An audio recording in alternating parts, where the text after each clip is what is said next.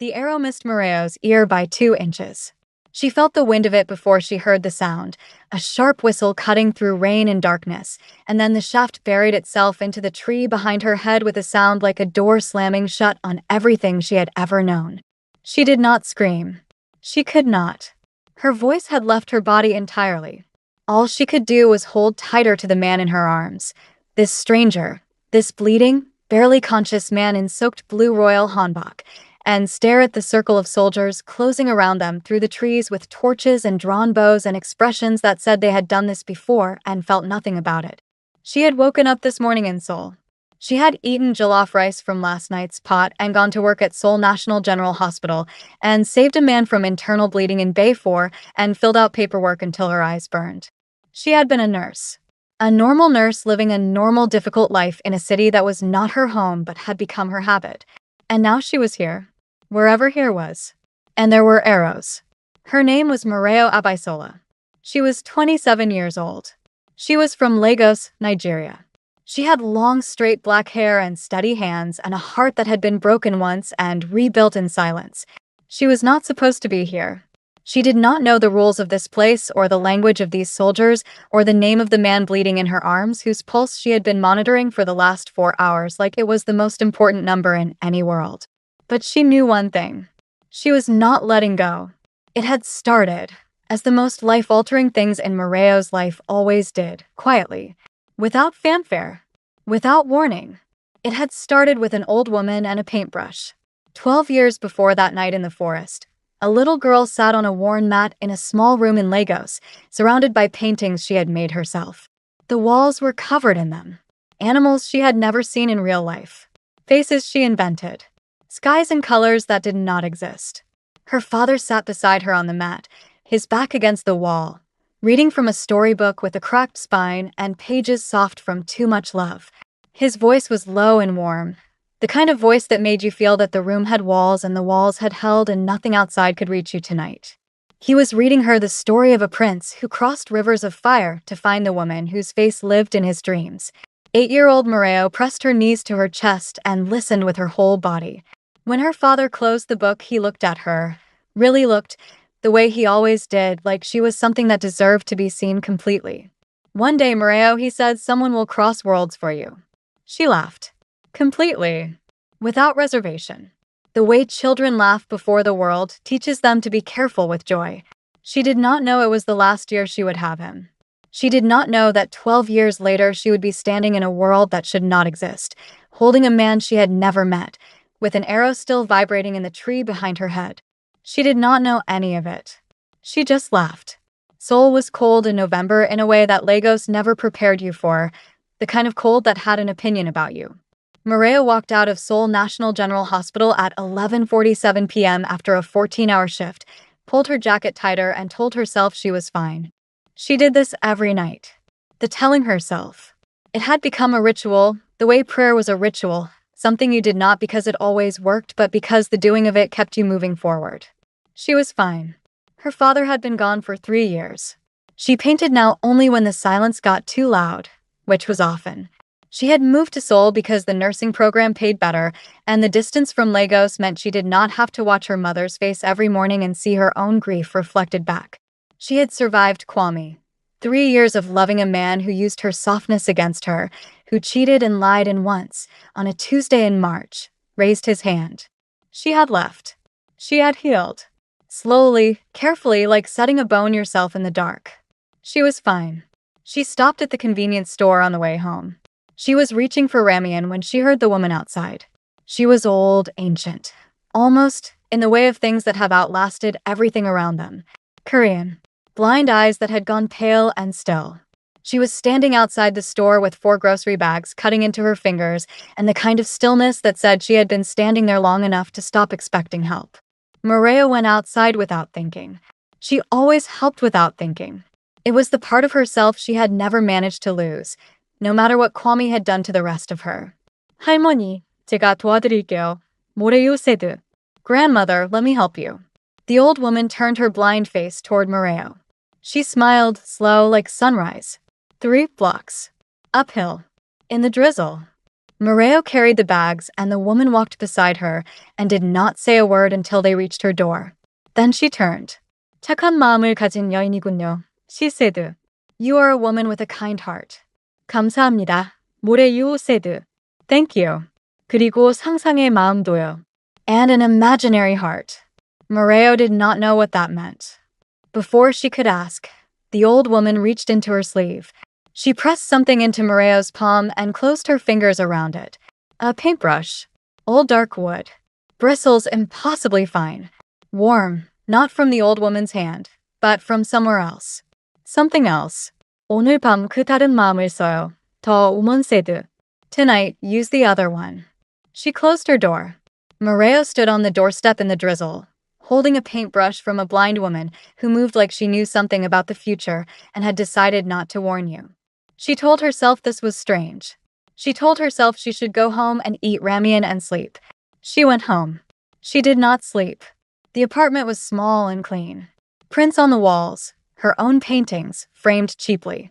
A canvas in the corner she had not touched in 3 weeks sitting under a dust cloth like a secret she was not ready to tell. She set the brush on the table. She made tea. She looked at the brush. She drank the tea.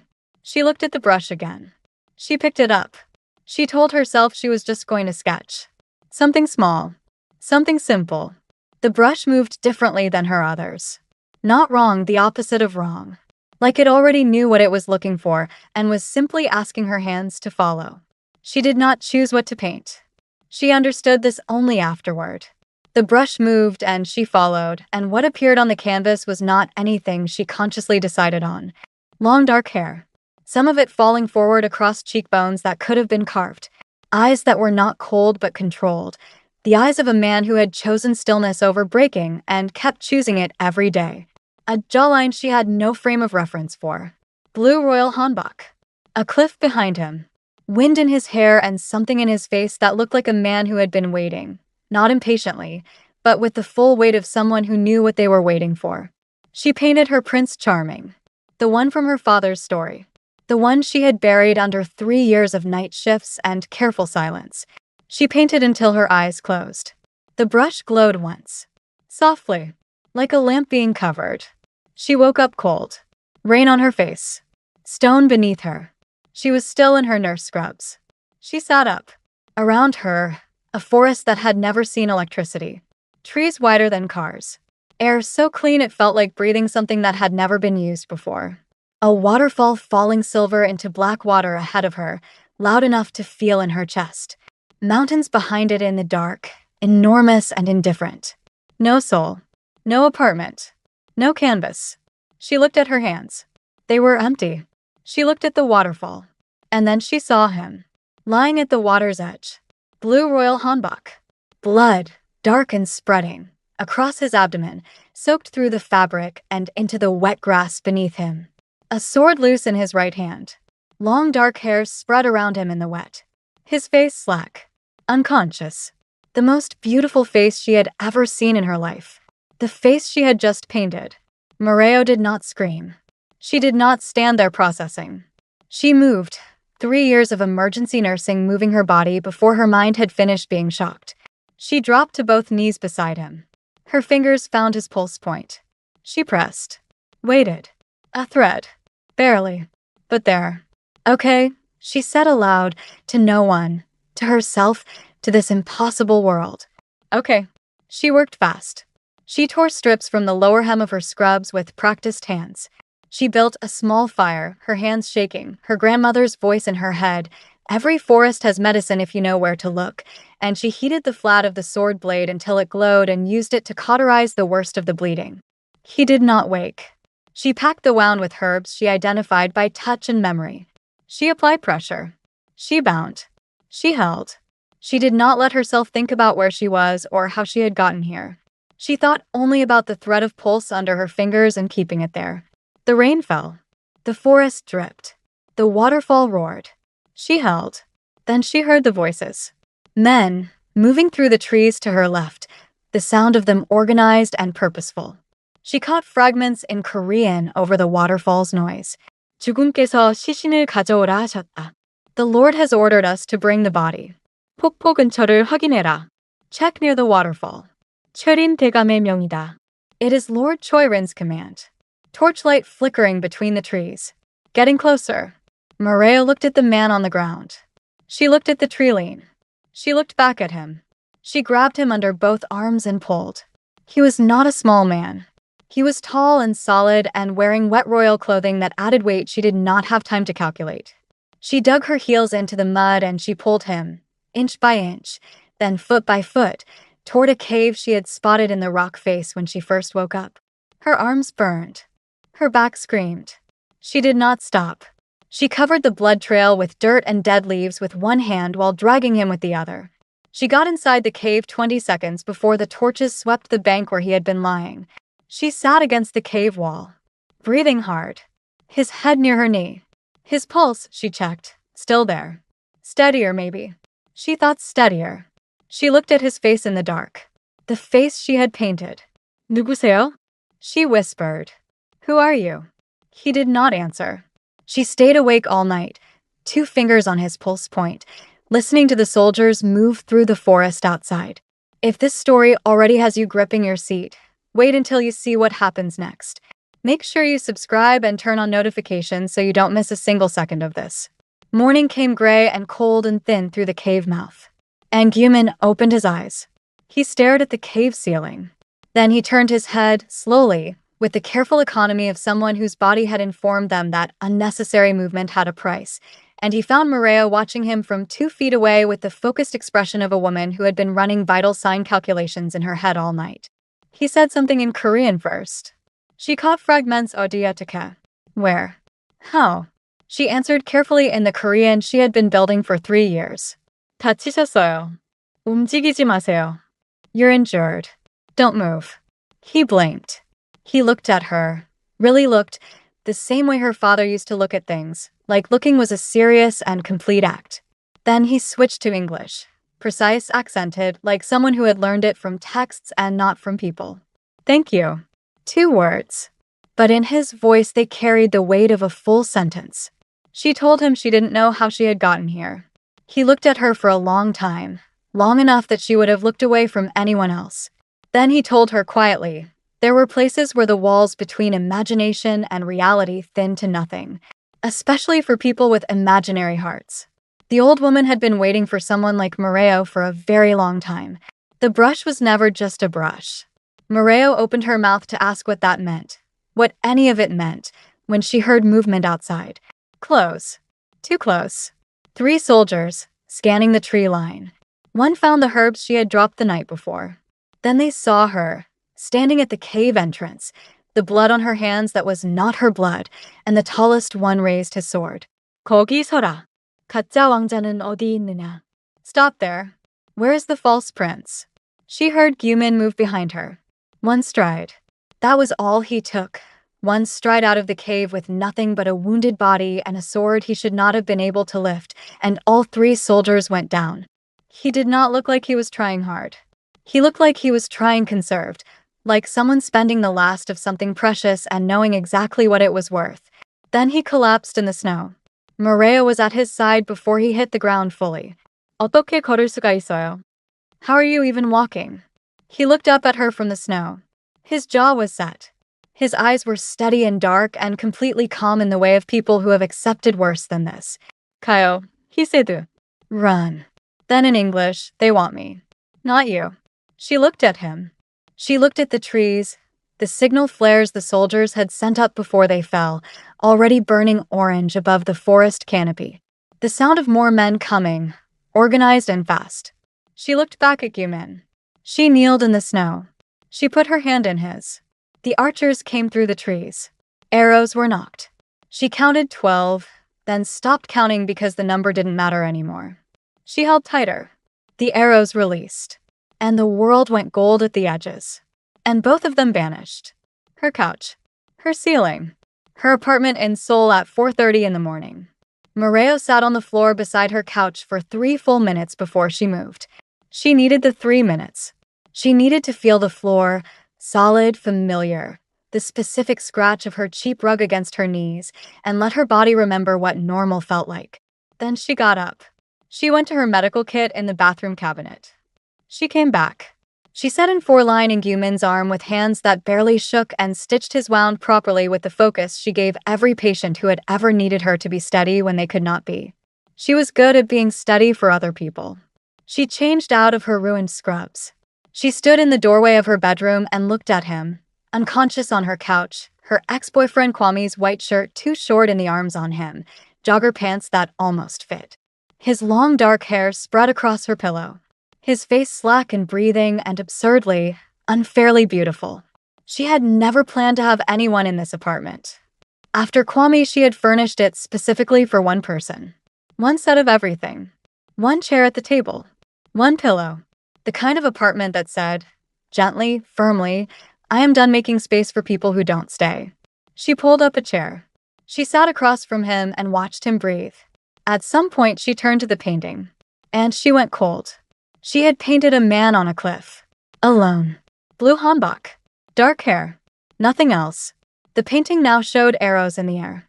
A woman in nurse scrubs, her own face, her own hair, her own hands, holding a man in blue hanbok. Bodies of soldiers around them. The waterfall in the background. A forest she had never painted. She had not painted any of this. The brush was on the table. The bristles were warm. She did not touch it. She sat back in her chair, looked at the ceiling, and said, quietly, to the empty apartment, "What is happening to me?" Not a question. An acknowledgement. Then she went to sleep in the chair with her fingers 2 inches from his pulse point, just in case. Morning found her with a crick in her neck and the couch empty. She found him 3 streets away, standing in the middle of active traffic on a Thursday morning, staring at a city bus with the focused intensity of a man who was genuinely uncertain whether it was alive. Cars were honking. A taxi driver was leaning out of his window. Gumin was not moving. He was studying the bus like a general studying a battlefield formation he had never encountered before. Moreo put her hand on his arm and walked him out of the road. "Kamsahamnida," he said automatically. "Thank you." His gaze was still on the bus. "It's not going to attack you," she said. He looked at her. "How do you know?" She took a breath. "Okay. There is a lot I need to explain." What followed was the week that would later feel, to both of them, like the truest version of their lives. Moreo showed him traffic lights, and he stood at the first one for an entire cycle, watching the colors change, before he was satisfied he understood the logic. She took him to the supermarket and lost him for 11 minutes in the ramen aisle. She found him crouched in front of the bottom shelf, reading flavor names by sounding out the Korean characters with the concentration of a scholar encountering a sacred text. She stood behind him and did not rush him. He tried moi moi for the first time on the 4th day. She made it without telling him what it was, just set the plate in front of him and sat across the table.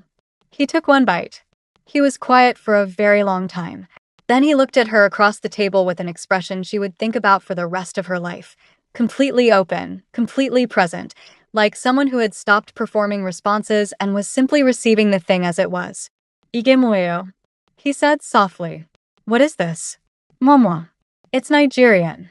My grandmother's recipe." He looked at the plate. He looked at her. "I want to eat this every day."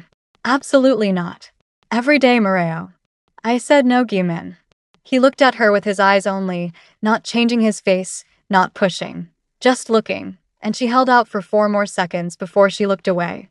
She made it 3 more times that week. She told herself it was because she had the ingredients already. On the 5th night, she put on a romantic Korean drama because she ran out of things to explain and thought watching television would be simpler. Within 7 minutes, Gumin was fully upright on the couch, watching with total absorption. He did not speak for 40 minutes.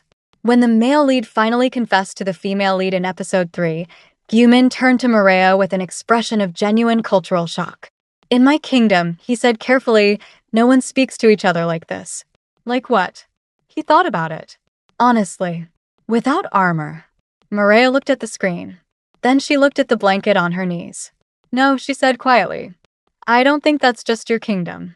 He was quiet for a moment. "Then, when did you stop?" She looked at him. "Stop what?" "Speaking without armor."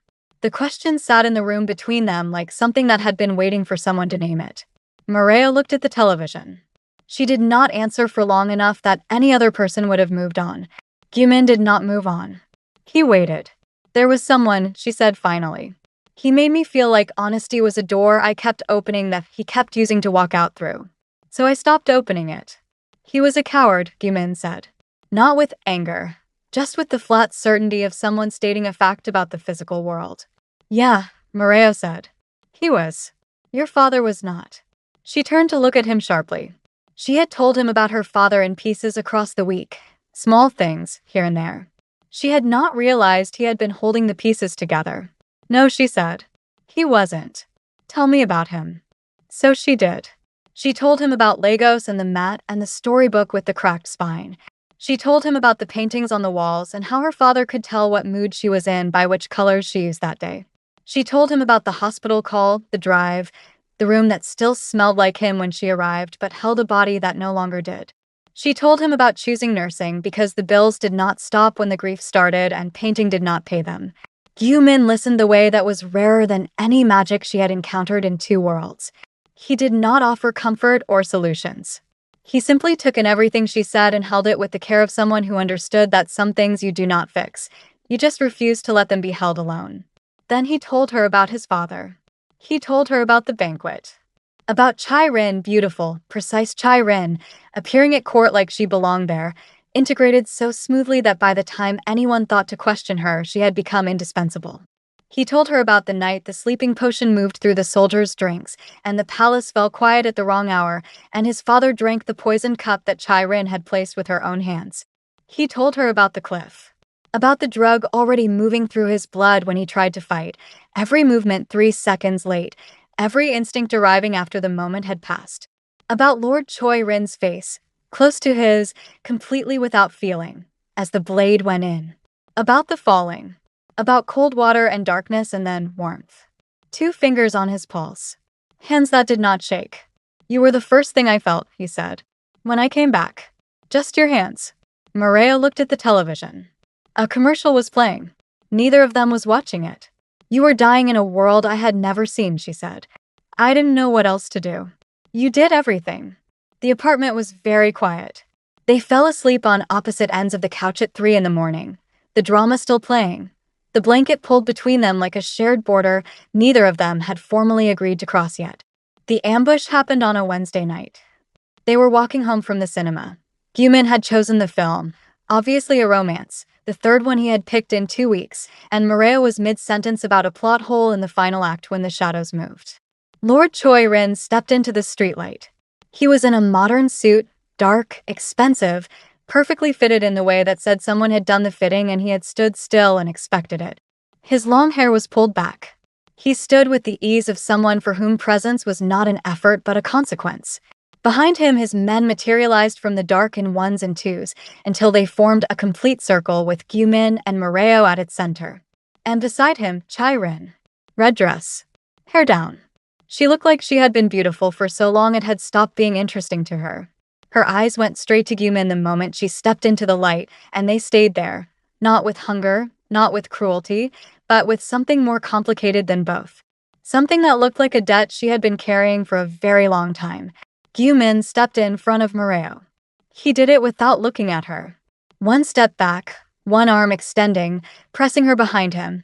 The movement of someone for whom protection is not a decision but a direction. Lord Choi Rin watched this. His mouth curved. Not a smile, an observation. 형제. Brother. His voice was smooth and unhurried. 이거 참 시적이지 않나? Isn't this poetic? His gaze moved past Gumin to Moreo. One slow, complete look, like an appraiser. Then back. 왕국을 잃고 간호사를 찾았구나. You lose a kingdom, and you find a nurse. He laughed. Huh. Each one deliberate. Each one landing with the precision of something practiced until it looked effortless. Gumin said nothing. He stood in front of Moreo and said nothing, and the stillness of him was louder than anything Lord Choi Rin was doing. 할 말이 있으면 해라, 최린. Say what you came to say, Choi Rin. In English, for Moreo's benefit. Not translation, inclusion. Gumin making sure she was in the same room as the conversation, even now. Lord Choi Rin straightened his cuffs. He was not in a hurry. He had never been in a hurry. Hurry was for people who were not certain of the outcome. 72시간이다. 72 hours. 왕국으로 돌아와라. 왕좌 앞에 서라. 내 앞에 무릎 꿇고 내 권리를 포기해라. Return to the kingdom. Stand before the throne. Kneel before me and renounce your claim. He looked at Moreo then, directly for the first time. If you love your precious mortal woman as much as this moment suggests, you will do it. And she lives a long, quiet life never knowing what almost happened to her. He turned, walked back into the dark. Chai Rin lingered. 1 extra second. Her eyes on Gyu Min, the debt in them unpaid and heavy. Then she followed. The circle of men dissolved back into shadow. The street was empty. The rain picked up. Moreo and Gyu Min stood in the wet street, and the silence between them was the kind that had too much inside it to speak. The hospital call came 2 days later. Urgent patient. Private room. Moreo arrived in her scrubs and found the room occupied by one person sitting in a chair with the posture of someone who has decided to take up exactly as much space as they deserve and no more. Chai Rin. No injury. No chart.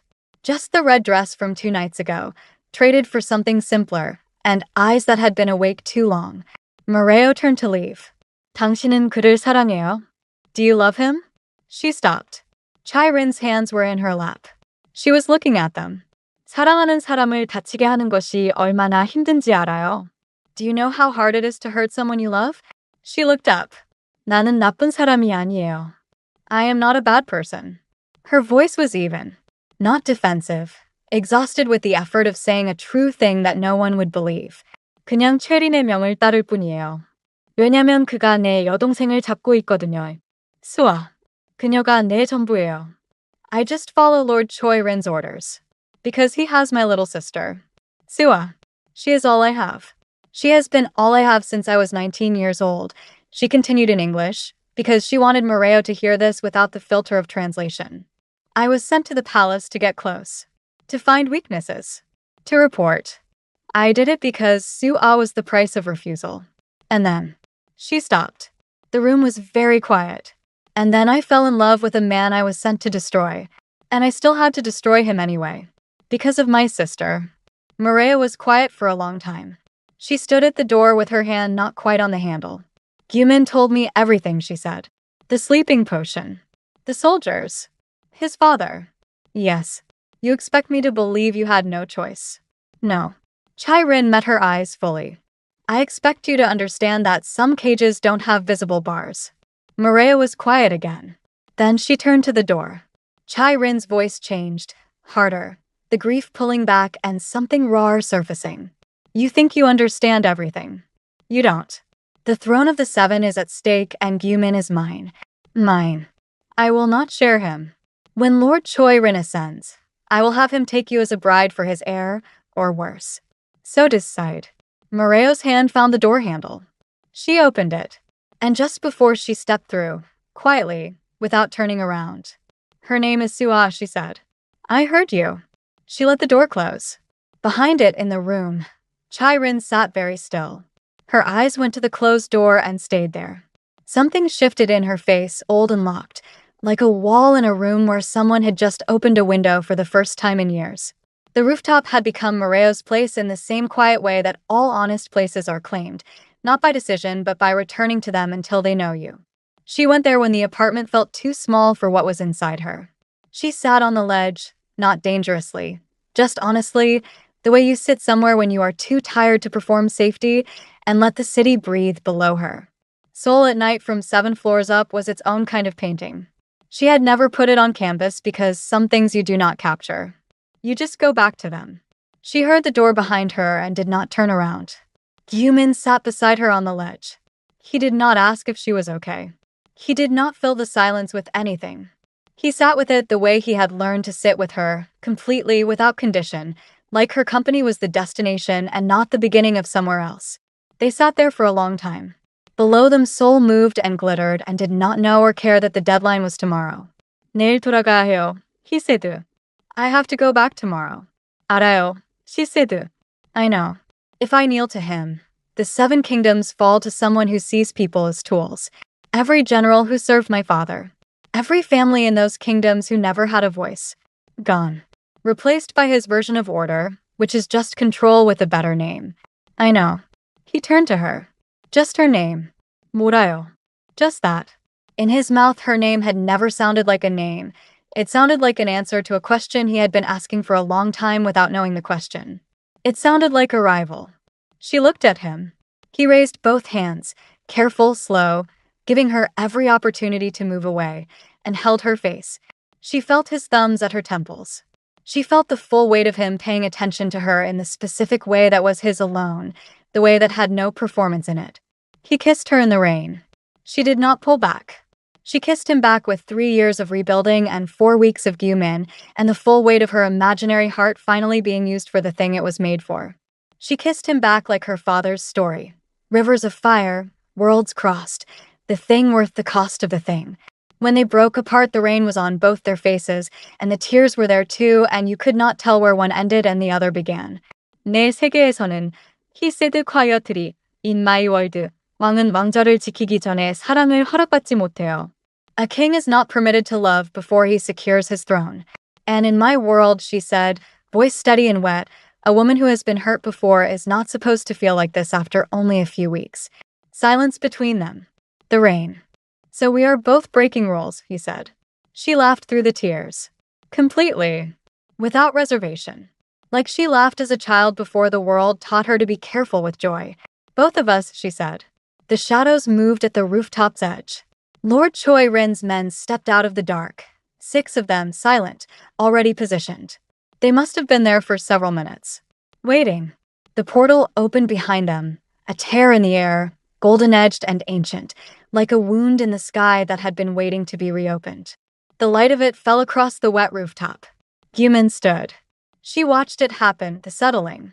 The moment the king came back into his spine. He straightened and his face changed, and he was not just the man who ate moi and watched romantic dramas and fell asleep on her couch at 3 in the morning with the blanket between them. He was something older than that. Something that had been born knowing the weight of a crown, even when there was no crown on his head. He looked at her. She memorized his face. She did it deliberately. Every line, every shadow, the specific way his hair fell across his left cheekbone. She stored it in the part of herself where she kept things she could not afford to lose.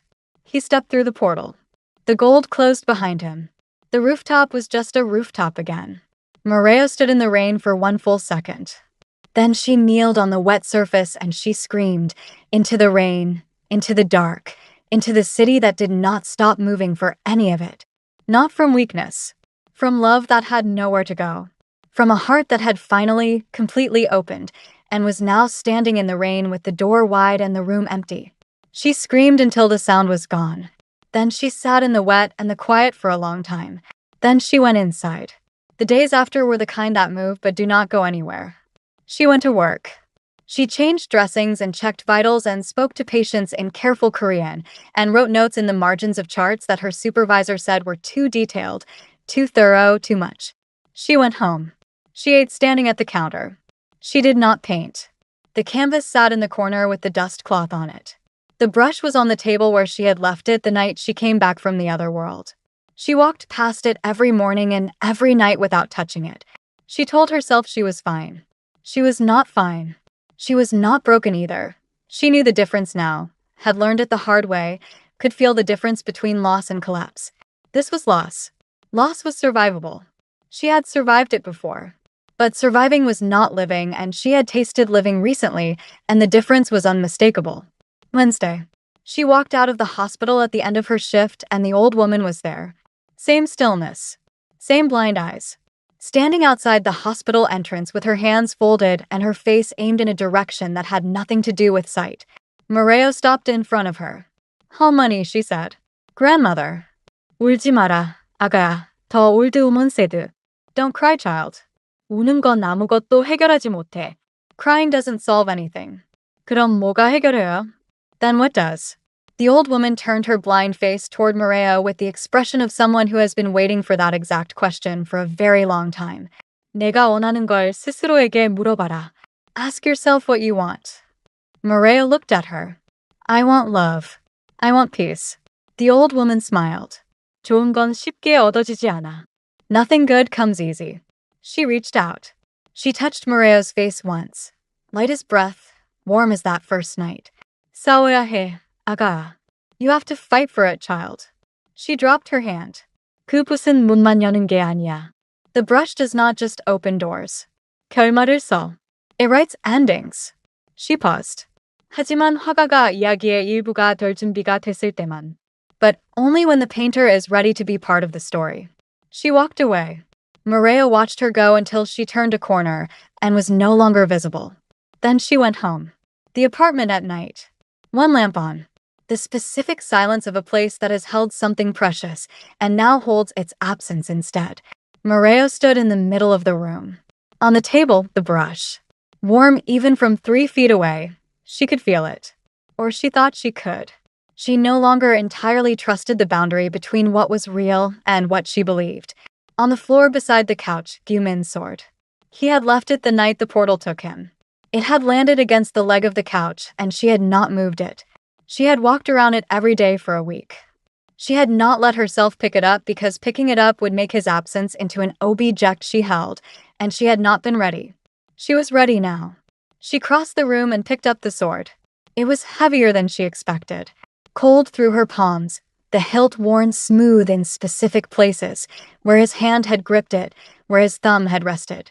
She turned it once. She felt the weight of it.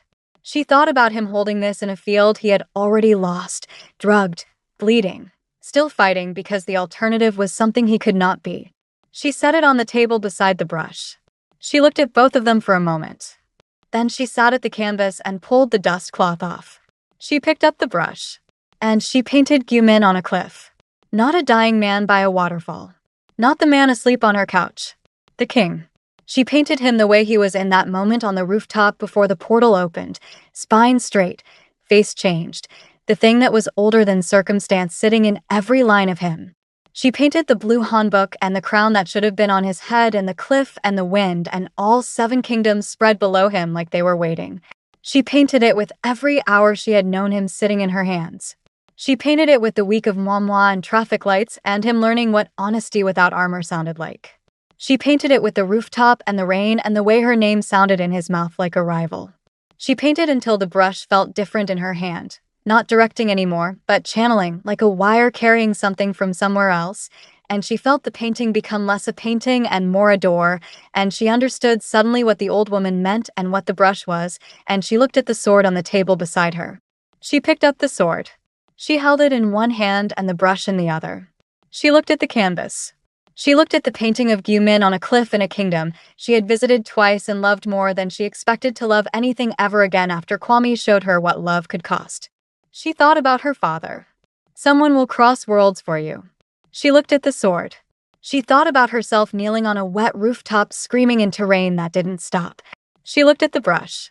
She thought about the old woman's hands on her face. You have to fight for it. She stood up. She was still in her nurse scrubs. She had come home in them. She hadn't changed. She looked down at herself. Scrubs. The same ones she had been wearing the night the brush first pulled her through. She had washed them 3 times since then. They still looked exactly like what she was. A nurse from Lagos. No title. No army. No royal blood and no claim to anything in any kingdom. She raised the sword. She looked at the painting. In the other world, the throne room of the 7 kingdoms. Full. Every general, every noble, every soldier that Lord Choirin had assembled to witness the formal end of Gumin's claim. Stone walls. Torchlight. The specific silence of a room that has decided how it will end and is simply waiting for the body to catch up to the decision. Gumin kneeling. Not from defeat. From strategy. Buying seconds with the only currency he had left. The appearance of surrender. Lord Choirin standing before him with his sword raised and his face open with victory in the specific way of someone who has been waiting for this moment for so long that arriving at it feels less like winning and more like finally exhaling. 가짜 왕의 끝이 왔도다. Here comes the end of your false king. He raised the sword higher. And Gumin felt something. In his right hand. His sword. Arriving from nothing. From nowhere. From across 2 worlds and a painting and a woman in nurse scrubs with paint-stained hands who had decided that love was not something you waited for. He closed his fingers around the hilt. The throne room erupted. Lord Choirin's face changed. For the first time in the entire story, something moved across it that was not composure. He took 1 step back. Just one. But it was everything. Choirin watched from the edge of the room. Her eyes moved from Gyumin's sword to the air where it had come from to something she was calculating in the privacy of her own face. The battle began. It was not elegant. It was real. The specific reality of a man fighting at less than full capacity against an army that had been built for exactly this moment. Gyumin moved through the throne room like water that had learned to cut, efficient, conserved, every motion earning exactly what he needed and spending nothing extra.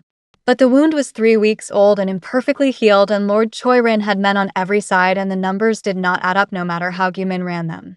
Lord Choi-rin watched from the center of the room. He was not fighting himself. Why would he? He had built the army, so he would not have to. One of his soldiers circled behind Gyumin, bow drawn, aimed at the exposed space between his shoulder blades where the hanbok had torn in the fight. Choi-rin saw it. She had been standing at the edge of the room since the fight began, her face doing the calculation that had been running in her since the night she sat in a hospital room, and a woman said her name is Sua. I heard you, and walked out without asking for anything in return. She stepped forward. She stepped in front of the soldier's arrow. The sound of it was very small for something that changed everything. She went down. The room shifted. The older generals, the ones who had served Gyumin's father for decades and had been standing in Lord Choi-rin's ranks with the specific stillness of men obeying orders they had never agreed to, broke. One moved first. Then two. Then the line dissolved and the throne room became something other than a staged execution. Lord Choi-rin's composure did not break. His face went very still instead, which was worse. He was looking for Gyumin across the room. Gyumin was looking back. Then the air tore open. She walked through the air like she stepped through a door that had always been there. One moment the throne room had its particular shape. Torchlight, stone.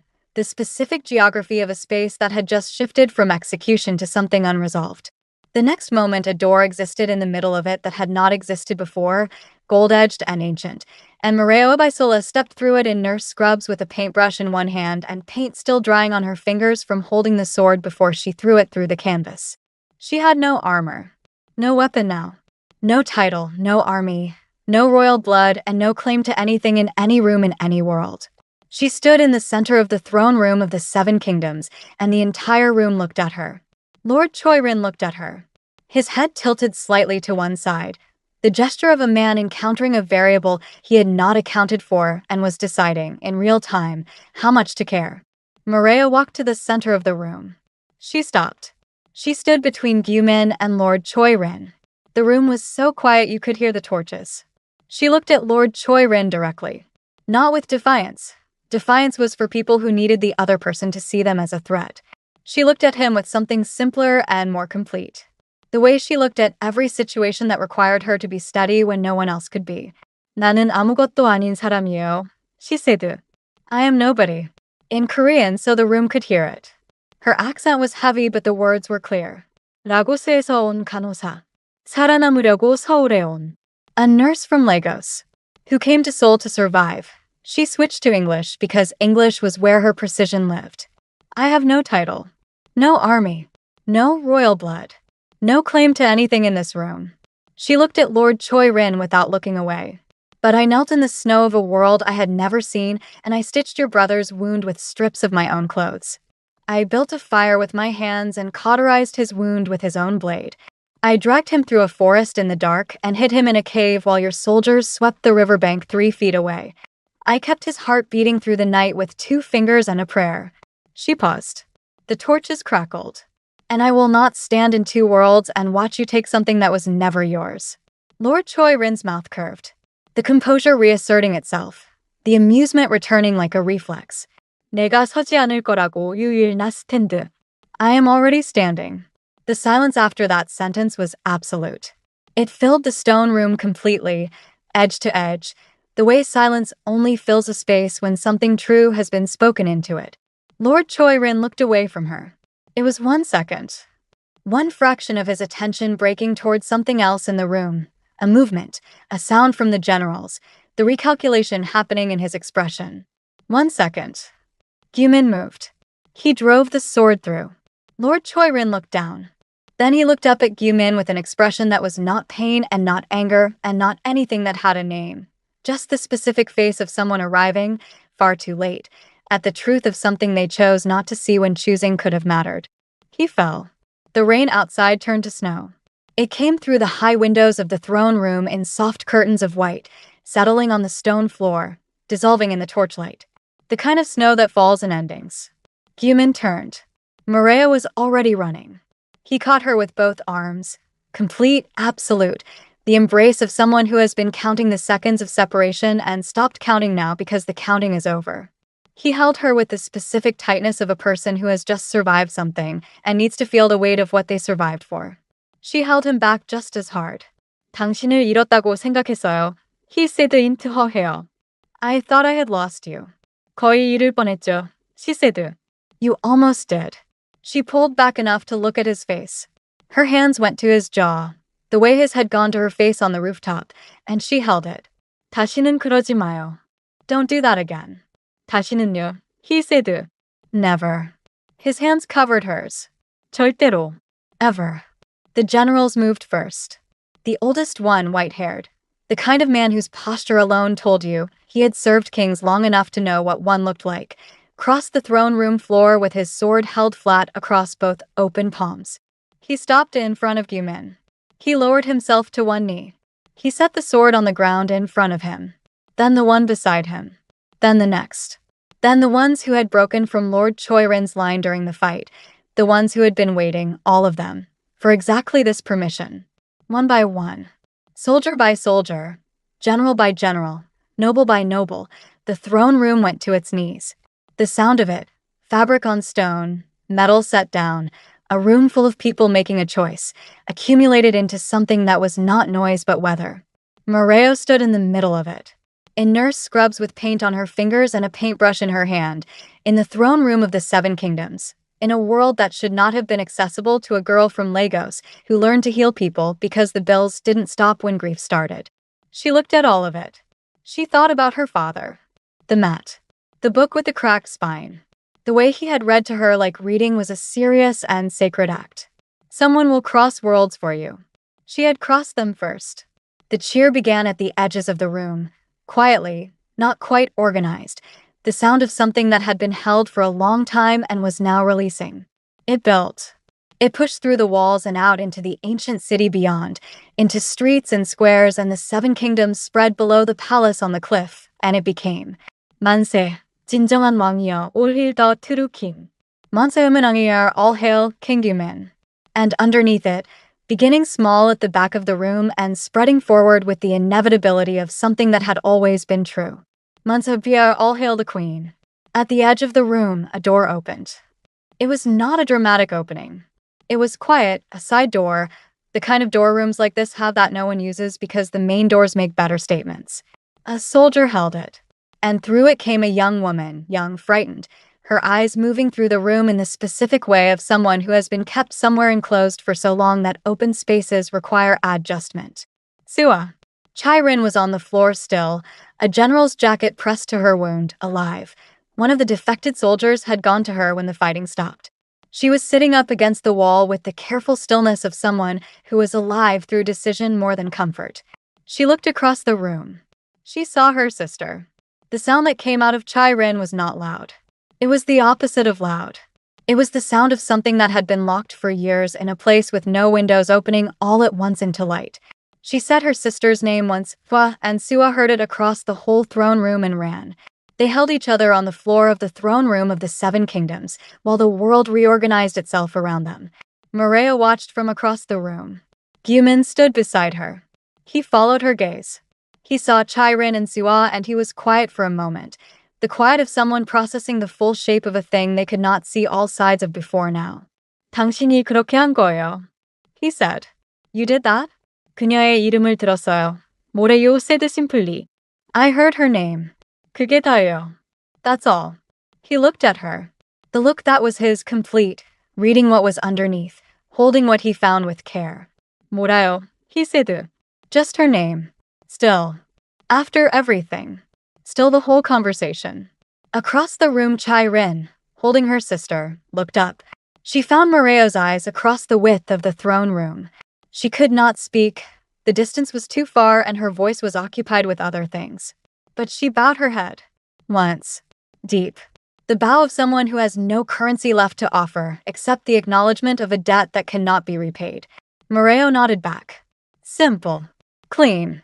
The closing of something without the need for more words than that. Months later, the cliff above the ancient kingdom in the morning. The kind of morning that belongs to people who have survived something and come out the other side into a day that is genuinely new. Moreo stood at the cliff edge. Below her, 7 kingdoms spread in the early light like something she once imagined, because all of this had lived in her head before it lived in the world. The air was cold and clear. The kind of air that felt like breathing something that had never been used before, like that first night at the waterfall, except now the world was not terrifying. It was hers. She was wearing royal hanbok, deep green, embroidered in gold. Her long straight hair was caught by the wind coming up from the valley. Her belly was round and full new life, growing in a woman who had rebuilt herself in silence after Kwame and crossed 2 worlds in nurse scrubs and stood in a throne room with nothing but a paintbrush and a true thing to say. She put her hand on her belly and looked at the horizon. She heard the door behind her. Guman's footsteps. She knew them now, had mapped them onto her nervous system the way you map the sounds of someone you have decided to keep. He stepped up behind her. His arms wrapped around her from beneath, warm, complete, the specific way he held her that was different from how he held anything else. He rested his chin on her shoulder and looked out at the same horizon. They were quiet together. Below, the city was waking. Smoke from morning fires. The sound of the kingdom beginning its day. 뭐 생각하고 있어요? He said. What are you thinking? She looked at the horizon. 아버지가 했던 말이 생각나요? She said. I'm thinking about something my father said. She felt his arms tighten slightly. He always did when she mentioned her father, like he understood what it cost and wanted to hold some of the weight. 언젠가 누군가 나를 위해 세상을 건널 거라고 했어요. He said that one day someone would cross worlds for me. Guman was quiet. 그 말이 맞았어, he said quietly. He was right. She smiled. She turned her head to look at him, his face close to hers, his hair falling forward slightly the way it always did, his eyes on her with the full force of everything he was. 맞았죠, she said. He was. She held his gaze. 하지만 내가 먼저 건넜어요. But I crossed them first. He laughed. Really laughed. The full kind, the kind that reached his eyes and stayed there, the kind she had been collecting since the day she taught him what a traffic light was for. He turned her to face him fully. Both hands on her face, thumbs at her temples, the gesture that had been his since the rooftop in the rain. He looked at her. She looked at him.